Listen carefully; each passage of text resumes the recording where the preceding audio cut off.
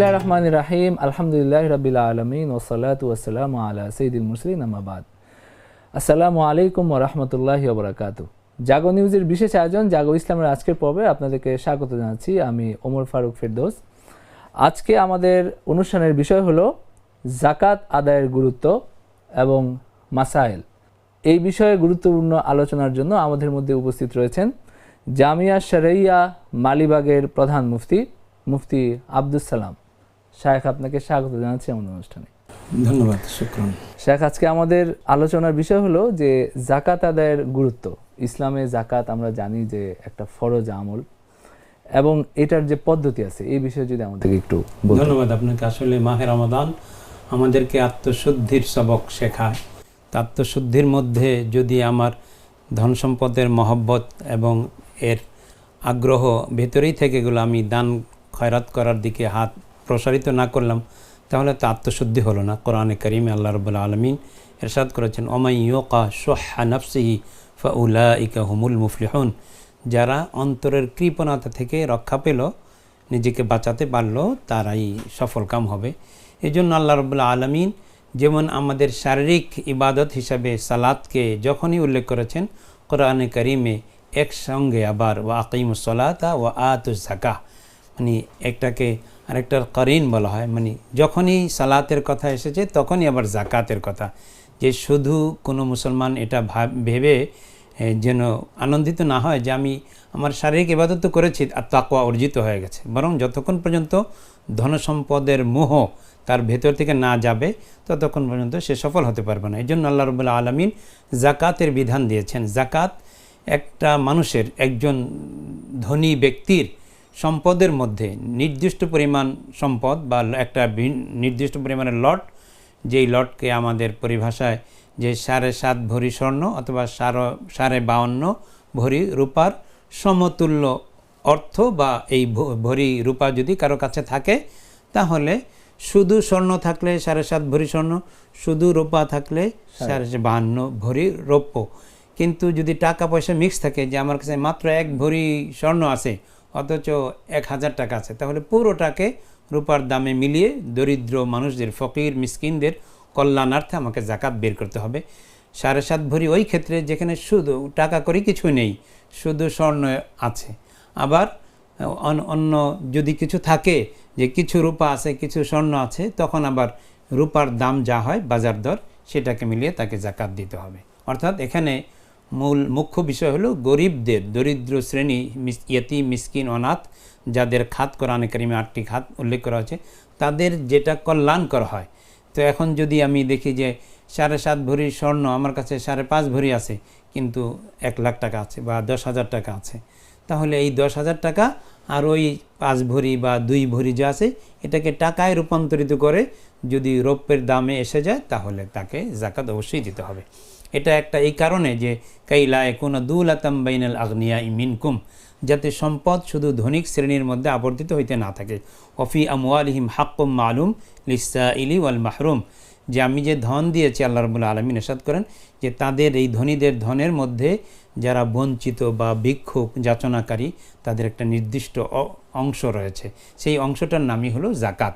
তো এটা যাকাতের সংজ্ঞা ফতোয়ায়ে শামী গ্রন্থে সুন্দরভাবে দেওয়া আছে যে তামলিকু জুজ ইমালিন আইয়ানাহু শারে মিন ফকিরিন মুসলিমিন গায়রি হাশিমিয়িন ওয়ালা মাওলাহু মাআকাত ইলমান ফাতি আনিল মুমাল্লিক মিন কুল্লি ওয়াজহিন লিল্লাহি তাআলা। মানে সম্পদের 40 ভাগের 1 ভাগ, যেটা শরীয়ত নির্ধারণ করেছে 1 বছর অতিক্রান্ত হওয়ার পরে, যে আমার খরপুষের বাদ দিয়ে কিছু টাকা ব্যাংক ব্যালেন্স হয়েছে এবং এটার মেয়াদ 1 বছর অতিক্রম করেছে, তাহলে এটার মধ্যে হিসাব করে যদি ওই নির্দিষ্ট লট অর্থাৎ 52.5 ভরি রূপার দামে চলে যায়, তাহলে 1 বছর মেয়াদান্তে আমাকে ওই সম্পদের 40 ভাগের 1 ভাগ দিতে হবে। দরিদ্র মুসলমানকে দিতে হবে, অমুসলিমকে দেওয়া যাবে না, যেহেতু এটা একটা ইবাদত অমুসলিমের সাথে করা যায় না। এবং হাশিমি বংশের, নবী বংশের কাউকে দেওয়া যাবে না, কারণ এটা হলো যাকাত হলো আউসাখুল মাল, মালের উদ্বৃত্ত, এটা ময়লা, সেটা নবী পরিবারকে ময়লা খাওয়ানো যাবে না।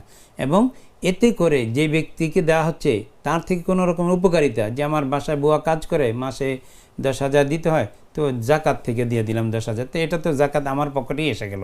এই জন্য মাআকাত ইলমান ফাতি আনিল মুমাল্লিক মিন কুল্লি ওয়াজহিন লিল্লাহি তাআলা, ইবাদত আমি যখন সালাত আদায় করি তখন যেমন আমার শুধুই আল্লাহ সন্তুষ্টির নিমিত্তে আমি করি, নিয়তে করি, ঠিক জাকাতটাও ওই সন্তুষ্টির নিমিত্তেই দিতে হবে। এজন্যই বলা হয়েছে মা কাতইল মানফাতি আনিল মুমাল্লিক, যিনি জাকাত দিচ্ছেন তিনি কোনো প্রকারের এ থেকে উপকারিতা গ্রহণ করবেন না, শুধু লিল্লাহি তাআলা মিন কুল্লি ওয়াজহিন লিল্লাহি তাআলা, শুধু আল্লাহ সন্তুষ্টির নিমিত্তে হতে হবে।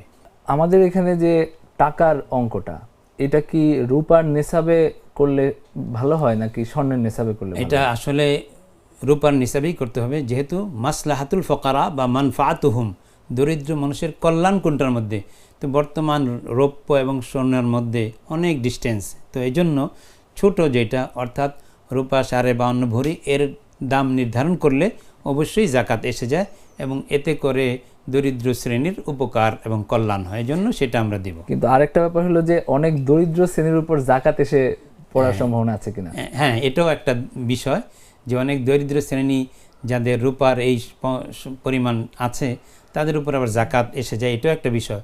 তো বিশেষ করে যারা ধনিক শ্রেণী তারা দেওয়ার ক্ষেত্রে এটা চিন্তা ভাবনা করবেন, আর যারা গরিব শ্রেণী তাদের আপনার এই পরিমাণ থাকলেই জাকাত ওয়াজিব হয়ে যাবে, এই বিষয়টা এভাবে না, বরং তারা স্বর্ণের হিসাবে করবেন, মানে হিসেব করবেন, তাহলে ব্যালেন্স রইল। যে আমাদের যাদের প্রচুর রয়েছে ধনসম্পদ আছে যাদের, তারা ওই রূপার হিসাবে জাকাত আদায় করবেন, আর ওদের গ্রহণের ক্ষেত্রে যে ওদের কাছে স্বর্ণের পরিমাণ নিসাব তো নেই, তাহলে এরা গ্রহণ করতে পারবে। মানে দরিদ্ররা যদি রূপার হিসাবে নিসাবের মালিকও হয় কিন্তু আসলে দরিদ্র তাদেরকেও দেওয়া যাবে, তাদের ক্ষেত্রে স্বর্ণের হিসাবটা করতে হবে। জি, আচ্ছা, তো তার মানে হলো যে এই ব্যাপারে একটা সুযোগ আছে, ছাড় আছে। হ্যাঁ, অবশ্যই। হ্যাঁ, আচ্ছা, আরেকটা বিষয় হলো যে আমাদের এই জাকাত আদায়ের ক্ষেত্রে কাদেরকে বেশি দেওয়া উচিত, মানে প্রাধান্য দেওয়া উচিত আর কি? দেখুন, আমাদের দেশে তো মানে একেবারে ফর্মালিটি মেনটেন করা হয়, অর্থাৎ যারা ভিক্ষুক তারা ভিক্ষা করে, শুনেছি যে একজন ভিক্ষা করে অথচ যশোর লাইনে তার 2টা বাস আছে, তো প্রফেশনাল ভিক্ষুক যারা, এদেরকে এড়িয়ে যে লা ইয়াসআলুনান নাস ইলহাফা লিল ফুকারা ইল মুহাজিরিন আল্লাযিনা উহসিরু ফি সাবিলিল্লাহ লা ইয়াস্তাতিউনা দারবান ফিল আরদ ইয়াহসামুহুমুল জাহিলু আগনিয়া মিনাত তাআফুফ, তারা মানুষের কাছে না চাওয়ার কারণে মানুষ মনে করে যে এদের অভাব নেই, অথচ প্রকৃত অবস্থা পর্যবেক্ষণ করলে, তালাশ করলে, অনুসন্ধান করলে দেখা যাবে এরাই অভাবী। যারা মানুষের কাছে আপনি বের হবেন তো আপনাকে টোকা দিবে, বিরক্ত করবে যে দেন দেন দেন, এটা প্রফেশনাল ভিক্ষুক। আমি বলছি না তাদেরকে না দেওয়া, যে হাত পাতে তাদেরকে দেওয়া উচিত, কিন্তু যারা কিনা নিজের অভাবকে শুধু জায়নামাজে আল্লাহর কাছে বলে, ইয়াহসাবুহুমুল জাহিল আগনিয়া মিনাত তাআফফুফ, মানুষের কাছে না চাওয়ার কারণে যারা তাদের অবস্থা জানে না তারা মনে করে এরা তো ধনী, কিন্তু আসলেই এরা দরিদ্র। আল্লাহর পথে যারা নিজেদেরকে নিয়োজিত রেখেছে এবং মানুষের কাছে চেয়ে বেড়াইতে পারে না, এদেরকে প্রাধান্য দেওয়া উচিত, এবং দিলে 2টা সওয়াব হবে, একটা হলো দিনের ক্ষেত্রে আপনার সহযোগিতার সওয়াব, আর একটা হলো প্রকৃত মিসকিনকে, এতিমকে দেওয়ার সওয়াব হবে। আত্মীয় স্বজনকে দেওয়ার ব্যাপারে শরীয়তের সুন্দর বিধান রয়েছে যে আত্মীয় স্বজন একটা হলো যে উসুল এবং ফুরু, মানে আমি আমার বাবা, আমার দাদা, আমার দাদি, আমার নানি, যাদের থেকে আমি দুনিয়া এসেছি, আমার বংশ তালিকা করলে যাদের নাম এসে যাবে, ঠিক অনুরূপভাবে আমি আমার দ্বারা যারা দুনিয়া এসেছে, আমার সন্তান, সন্তানের সন্তান, এভাবে যত অধস্তন হবে, আমার নিজ সন্তান, আমার নাতি, আমার পৌত্র, আমার পৌত্রী, এই জাতীয় তাদেরকে, যাদেরকে শরীয়তের পরিভাষায় ফুরু বলা হয়, এদেরকে দেওয়া যাবে না। হ্যাঁ, যেমন দৌহিত্র এবং নিজ ছেলের ঘরের সন্তানরা, তাদেরকে দেওয়া যাবে না, কিন্তু দেওয়া যাবে হলো মনে করেন চাচাতো ভাই, চাচাতো বোন, চাচা, হ্যাঁ, চাচি, ফুফু, তাদেরকে ঠিকমতোই দেওয়া যাবে। এবং স্বামী স্ত্রী একে অপরকে জাকাত দিতে পারবে না, এই কিছু ব্যতিক্রম এবং এক্সেপশন ছাড়া অন্য ক্ষেত্রে প্রত্যেকেই জাকাত দিতে পারবে। এবং কারাবা, আত্মীয়তা সম্পর্ককে দেখে দেখে, যদি উসুল মানে নিজের আসল পুরুষের অন্তর্ভুক্ত, আর ফুরু নিজের অধস্তন পুরুষ, ঊর্ধ্ব পুরুষ, অধস্তন পুরুষের অন্তর্ভুক্ত না হয়, ঊর্ধ্ব পুরুষ হলে বাবা, দাদা, দাদি, নানা, নানি, এই পর্যায়ের উপরে যত যাবে, আর অধস্তন হলো যে নিজ সন্তান, সন্তানের সন্তান, আবার নিজ মানে দৌহিত্র, পৌত্র, এরাও মানে যাদেরকে দেওয়া যাবে না তাদের অন্তর্ভুক্ত হবে, স্বামী স্ত্রী একে অপরকে দিতে পারবে না। এছাড়া বাকি সব আত্মীয় স্বজনকে দিতে পারবে, যেমন আমি আমার জামা তাকে দিতে পারবো, হ্যাঁ, অবশ্য কেউ কেউ বলেন যে শ্বশুর শাশুড়িকে না দিলেই ভালো, তবে শ্বশুর শাশুড়ি থেকে তো এই ব্যক্তি দুনিয়াতে আসে নাই, সুতরাং প্রকৃত মাসআলা হলো যে তাদেরকেও দেওয়া যাবে। শ্বশুর এবং শাশুড়ি যদি দরিদ্র শ্রেণী হয় তাহলে তাদেরকে দেওয়া যাবে, এবং নিজ স্ত্রীর ভাই বোনকে তাদেরকেও দেওয়া যাবে, এতে আপত্তির কিছু নেই। আমাদের অনেক ফ্যামিলিতে দেখা যায় যে স্ত্রীর অনেক স্বর্ণ থাকে, তো তার স্বর্ণের জাকাত দেওয়ার দায়িত্ব আসলে কার উপরে? ধন্যবাদ। এটা একটা খুবই জীবন ঘনিষ্ঠ প্রশ্ন। এই প্রশ্নের এই ক্ষেত্রে অনেকে আমরা এলোমেলো ভাব এসে যায় আমাদের। এটা হলো, দেখুন, মহিলা যারা ঘরের মানে হোম মেকার বা হাউস ওয়াইফ হিসেবে থাকেন, তারা তো কোনো আর্ন করেন না। আপনার বিয়েতে আত্মীয় স্বজন মিলে যে স্বর্ণ দিয়েছেন ওইটাই তার মালিকানা। এখন এটার জাকাতও তিনিই দিবেন, এটাই স্বাভাবিক। কিন্তু যেহেতু আপনার সংসার সামলাতে গিয়ে তিনি বাহিরে আর্ন করতে পারছেন না, এজন্য আমাদের দেশে যেটা সাধারণ নিয়ম যে স্বামী তার পক্ষ থেকে দিয়ে দেয়। কেন? যে স্বামী এটা চায় না যে আবার স্বর্ণ বিক্রয় করে স্ত্রী জাকাত দেখ, এটা চায় না। এই জন্য স্বামীরা স্ত্রীর পক্ষ থেকে দিয়ে দেয়। তবে এই দেওয়াটা ঠিক আছে, তবে নিয়ম হলো যে স্ত্রীকে জানিয়ে রাখবে যে আমি তোমার পক্ষে জাকাত দিয়ে দিচ্ছি, যাতে স্ত্রীর নিয়ত, কারণ জাকাতের মধ্যে নিয়ত জরুরি, যাতে ওই জানিয়ে রাখার সময় স্ত্রী নিয়ত করতে পারে। অথবা তাকে মানে জানানো হলো না, কিন্তু তার সন্তুষ্টিতে যখন দেওয়া হচ্ছে তখন তাকে অবহিত করা হলো। যে একটা হলো তাকে পূর্ব থেকে জানিয়ে রাখা যে তোমারটা আমি দিয়ে দেবো, আরেকটা হলো যে দেওয়ার সময় তাকে জানিয়ে দেওয়া। তাহলে অন্তত পক্ষে যে স্ত্রী আপনার স্ত্রীর পক্ষ থেকে জাকাতটা দেওয়ার সময় বা আলাদা করার সময় যেন নিয়তটা হয়, নিয়ত না হলে তো জাকাত হবে না। জাকাত তো একটা ইবাদত। এই জন্য স্বামী কর্তৃক স্ত্রীটা দিয়ে দেওয়া এটা ঠিক আছে, তবে শর্ত হলো স্ত্রীকে জানিয়ে দিতে হবে। জানাইলে পরে ওই সম্পদের মধ্যে নিজ জাকাত আদায় হওয়ার নিয়ত যেন স্ত্রী করতে পারে। তার মানে হলো যে স্বামী দিতে পারে, তবে স্ত্রীকে জানিয়ে দিতে হবে। আরেকটা হলো যে ব্যবসার সম্পদ, এটা কিভাবে হিসাব করতে হবে? একজনের মুদি দোকান আছে, তো সে কি শুধু নগদ অর্থে হিসাব করবে? না, এটা হলো আপনার যে বিক্রি করার পরে তিনি নগদ অর্থ যা সেটা তো থাকলে এটাও মালে তিজারত, নগদ অর্থ মালে তিজারত, ব্যবসায়ী পণ্য। এবং এই দোকানের মধ্যে যে লটটা আছে, বিভিন্ন রকমারি আইটেম আছে, সাবান আছে, এই বিভিন্ন রকমারি যা আমাদের ডেইলি নিডি প্রয়োজনীয় যা কিছু আছে, সেই জিনিসগুলো এখন এটাকে একটা লট করলে, যে আমি এই দোকানটা যদি এখন ছেড়ে দেই, তাহলে এই সামগ্রিক দোকানের আসবাবপত্র, এই সামানা, এগুলোর, এই মালগুলোর কি দাম পাবো, এটা যেই দাম হবে ওই দামটা ধরে তাকে জাকাত দিতে হবে। অর্থাৎ যে ব্যবসা করে তার যেটা বিক্রয়ের পণ্য, পুরোটা হিসাব করতে হবে। পুরোটা হিসাব করে সামগ্রিক থেকে 40 ভাগের 1 ভাগ জাকাত দিতে হবে। আর ব্যাংকে রাখা টাকার এটা কি জাকাত ওয়াজিব কিনা? আসলে তো সাধারণত আমরা ব্যাংকে ওই টাকাটাই রাখি যেটা আমার খরচ থেকে উদ্বৃত্ত। তো খরচ থেকে উদ্বৃত্ত মানে হাওয়ায় যে আসলিয়ার বাইরে নিত্য প্রয়োজনীয় যেটা দরকার হয় না, সেটাই আমি ডিপোজিট করি, আমি সেভিং করি। তো এই সেভ করার পরে এটা যদি বছর অতিক্রান্ত হয়ে যায় এবং সেই টাকার কথার কথা ওই 52.5 ভরি রৌপ্যের মূল্যর পরিমাণ চলে যায়, তাহলে 1 বছর অতিক্রম হলে সেখানেও জাকাত দিতেই হবে। আর যদি এরকম হয় যে অনেকে চাকরি বাকরি করে, তো সেখানে তার প্রভিডেন্ট ফান্ডে কিছু টাকা জমা হয়, তো সেটাও কি হিসাব করতে হবে? হ্যাঁ, দেখুন, প্রভিডেন্ট ফান্ড 2 ধরনের। একটা হলো যে কোম্পানি প্রভিডেন্ট ফান্ড আমাকে করতে বাধ্য করে, আমি না চাইলেও এটা করে। আরেকটা হলো যে না, আমরা এমপ্লয়ি যারা আছি তারা মিলে যে আমরা 10% দিই, কোম্পানিও তখন কিছু দেয়। এটা আমাদের উদ্যোগে হওয়া, কোম্পানি তখন দেয়। তো এটা হলো বাধ্যতামূলক না। তো যেটা আমরা নিজেরা স্বেচ্ছায় করি সেটার ক্ষেত্রে আমার 1 বছর অতিক্রান্ত হওয়ার পর থেকে নেশাব পরিমাণ হলেই জাকাত দিতে হবে। আর যেটা কোম্পানি করে, যেমন সরকারি চাকরিজীবী যারা, তাদের আপনার প্রভিডেন্ট ফান্ড এটা সরকার করতেই হবে। তো ওই টাকাটা আপনি অবসরের আগে আপনি ধরতেই পারবেন না। তো ওইটা যখন হাতে আসবে তখন জাকাত দিতে হয়। হাতে আসার আগে যেহেতু সরকার ওইটাকে মালিক বানা দেয় না, এজন্য হাতে হস্তগত হওয়ার পূর্বে সেটার জাকাত দিতে হবে না। জি। আর ঋণের ক্ষেত্রে হুকুম কি? দেখুন, আসলে আমাদের দেশে ঋণটা 2 ধরনের। একটা হলো গরিব মানুষের চলার পথের ঋণ, যে আমি একজন দরিদ্র মানুষ, আমার বাসায় একটা চৌকি লাগবে, খাট লাগবে, একটা ফ্রিজ লাগবে, আমি পারছি না, আপনার কাছ থেকে ঋণ নিলাম 25,000 টাকা। তো এটা মানে হাওয়ায় যে আসলিয়া নিত্য প্রয়োজনীয় ঋণ হিসেবে গণ্য হবে। এটা জাকাতের ক্ষেত্রে বাধা। মানে আমার যদি এখন 52.5 ভরি পরিমাণ টাকাও থাকে, রৌপার পরিমাণ 52.5 ভরি রৌপ্যের পরিমাণ টাকা আছে, কিন্তু আমার আবার 50,000 টাকা ঋণ আছে, তখন এই ঋণের কারণে আমাকে জাকাত দিতে হবে না।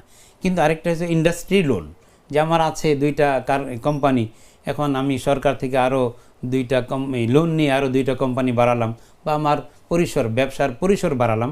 এই ব্যবসার পরিসর যে বাড়ালাম, এগুলোকে আপনার প্রকৃত লোন, যেটার দ্বারা আপনার জাকাতের ক্ষেত্রে বাধা আসে, জাকাত দিতে হয় না, এর মধ্যে ইন্ডাস্ট্রি লোন গণ্য না। হ্যাঁ, যদি কেউ লোন নিয়ে থাকে এবং কিস্তি দিতে হয়, তাহলে সেক্ষেত্রে 1 বছরের কিস্তিটা তার জাকাত থেকে বাদ যাবে, মানে 1 বছরের কিস্তি যা আসে সেটার জাকাত দিতে হবে না, তো বাকিগুলোর জাকাত দিতে হবে। আর আরেকটা হলো যে কারো কাছে যদি আমার ঋণ থাকে, মানে আমার টাকা দেওয়া থাকে, 25,000 টাকা আমি পাচ্ছি, হ্যাঁ বুঝতে পারছি, সেই ক্ষেত্রে কিভাবে হিসাব করতে হবে? মনে করেন আপনি আমার কাছ থেকে নিলেন 1 লাখ টাকা বা 25,000 টাকা নিলেন, এখন এই টাকার মালিকানা কিন্তু আমার, সুতরাং আপনার কাছে যতদিন থাকবে, 1 লাখ টাকার কথা এই জন্য বলছি যে ওইটাকে একটা জাকাতের লট হিসেবে ধরা যায়। তো 25,000 টাকা হইলে তো জাকাত ওয়াজিব হবে না।